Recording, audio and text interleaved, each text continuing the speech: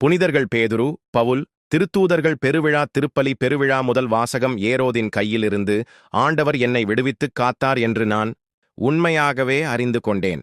திருத்தூதர் பணிகள் நூலிலிருந்து வாசகம் 12:1. அந்நாள்களில் ஏரோது அரசன் திருச்சபையைச் சார்ந்த மக்கள் சிலரை பிடித்துக் கொடுமைப்படுத்தினான். யோவானின் சகோதரரான யாக்கோபை வாளால் கொன்றான். அது யூதருக்கு மகிழ்ச்சி அளித்ததைக் கண்டு அவன் தொடர்ந்து பேதுருவையும் கைது செய்தான். அது புலிபற்ற அப்ப விழா நாள்களில் நடந்தது.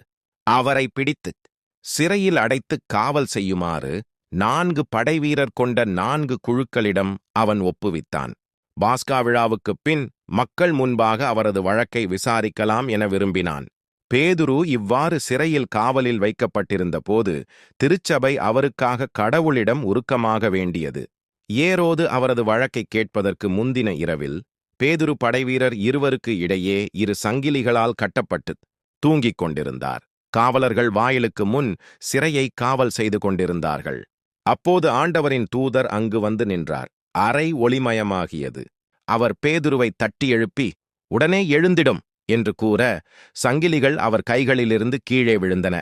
வானதூதர் அவரிடம், "இடைக்கச்சையை கட்டி மிதியடிகளை போட்டுக்கொள்ளும்" என்றார். அவரும் அவ்வாறே செய்தார். தூதர் அவரிடம், "உமது மேலுடையை அணிந்து கொண்டு என்னை பின்தொடரும்" என்றார். பேதுரு வானதூதரை பின்தொடர்ந்து சென்றார். தூதர் மூலமாக நடந்தவையெல்லாம் உண்மை என்று அவர் உணரவில்லை. ஏதோ காட்சி காண்பதாக அவர் நினைத்துக் கொண்டார். அவர்களுடைய 1ஆம் காவல் நிலையையும் 2ஆம் காவல் நிலையையும் கடந்து நகருக்குச் செல்லும் இரும்பு வாயில் அருகே வந்தபோது அது அவர்களுக்கு தானாகவே திறந்தது. அவர்கள் வெளியே வந்து ஒரு சந்து வழியாகச் சென்றார்கள். உடனே வானதூதர் அவரை விட்டு அகன்றார். பேதுரு தன்னுணர்வு பெற்றபோது ஆண்டவர் தம் வானதூதரை அனுப்பி, "ஏரோதின் கையிலிருந்து என்னை விடுவித்து யூத மக்கள் எதிர்பார்த்த எதுவும் நிகழாதவாறு என்னை காத்தார் என்று நான் உண்மையாகவே அறிந்து கொண்டேன்" என்றார். ஆண்டவரின் அருள்வாக்கு. இறைவா, உமக்கு நன்றி. 2ஆம் வாசகம். இனி எனக்கென வைக்கப்பட்டிருப்பது நேரிய வாழ்வுக்கான வெற்றி வாகையே. திருத்தூதர் பவுல் திமோத்தேயுவுக்கு எழுதிய 2ஆம் திருமுகத்திலிருந்து வாசகம். தான் 6:8-17. அன்பிற்குரியவரே, நான் இப்போதே என்னை பலியாக படைக்கிறேன். நான் பிரிந்து செல்ல வேண்டிய நேரம் வந்துவிட்டது. நான் நல்லதொரு போராட்டத்தில் ஈடுபட்டேன். என் ஓட்டத்தை முடித்துவிட்டேன். விசுவாசத்தை காத்துக்கொண்டேன். இனி எனக்கென வைக்கப்பட்டிருப்பது நேரிய வாழ்வுக்கான வெற்றி வாகையே.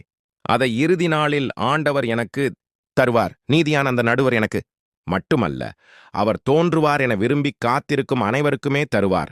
நான் அறிவித்த செய்தி நிறைவுற்று அனைத்து நாட்டவரும் அதனை கேட்க வேண்டுமென்று ஆண்டவர் என் பக்கம் நின்று எனக்கு வலுவூட்டினார். சிங்கத்தின் வாயிலிருந்தும் என்னை விடுவித்தார்.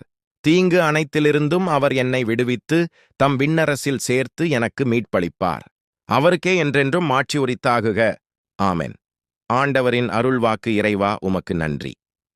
நற்செய்தி வாசகம். உன் பெயர் பேதுரு. விண்ணரசின் திறவுகோல்களை நான் உன்னிடம் தருவேன்.